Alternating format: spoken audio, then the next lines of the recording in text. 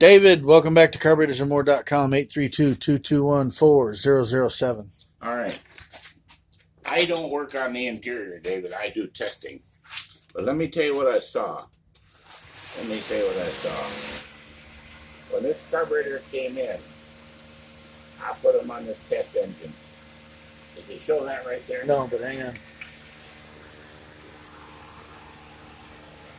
That nipple right there was dirt inside there, and I took a drill bit.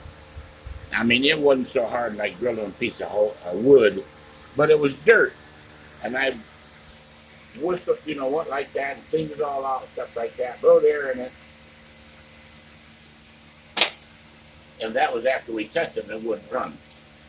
So I sent it over to the shop next door. They worked on it for a day and a half, and they said, I think we got it. I put it back on the test engine here. They went on about their duties. I said, I'm not satisfied. Whenever I would try to turn it on to fill it up full of fuel, see that filter right there? Let me show you. See that? Okay, and with a quick coupling. When I'd go just after been sitting a while, and it seemed like it run out of gas, I would put it in gear, throttle it down, and it would seem like it would be getting lean and die. Or if I would accelerate it real fast and hard. So I called them over here and I said, boys, we got girls and boys both work here. I said, look at this thing. When I plug it in, I said, it should be a big old stream shooting through there. But it was barely dribbling. So they took it apart right there. And this here is the brand new filter that we installed just before we shipped it out. Just before we ran those other tests. This thing right here is so plugged up full of microscopic dirt that when you put the thing over this gas line right here, that gas will barely come out of it.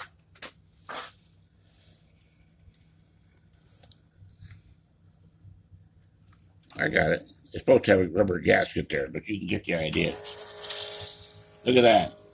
I mean, there ain't enough gas coming out of that thing to fill up a lawnmower. And not for a very long period. So we put a new filter inside that with whatever they did over there. Checked everything. Check. Got the dirt all out of it. But the dirt, what happens with the alcohol-based fuel, it dissolves everything and puts it inside the carburetor. It goes right through that. Then when it hits the air, it hardens, just like paint. It thins it out long enough to get it moving through the gas line.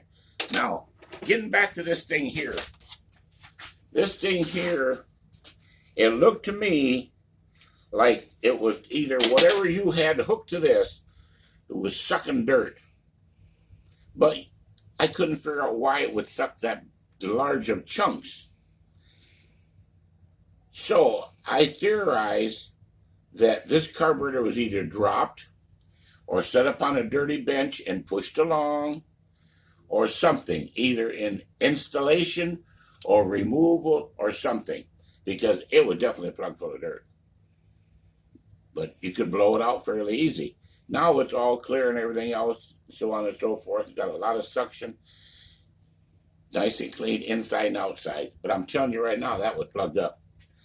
Now, if it was not something you said it was never hooked to anything, then when it came here, it had no rubber plug on it. So, in your shop, it just looked like dirt. Just like mud off the ground. And was in that pipe. And inside the carburetor itself was dirt. That was your killer right there.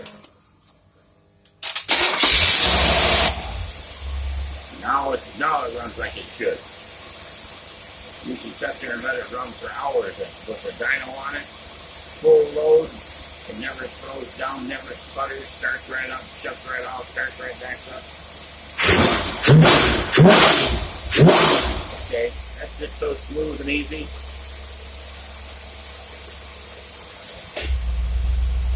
I remember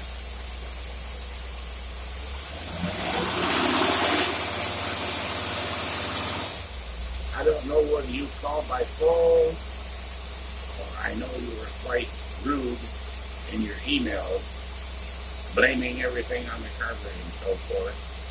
So that's why we go through all this. Anyway, I'm not going to discuss it anymore. I'm going to show you. From the beginning it was dirt, from the ending it's dirt. We're going to send that back and you put it on your fireplace. And you can say, don't argue with the experts.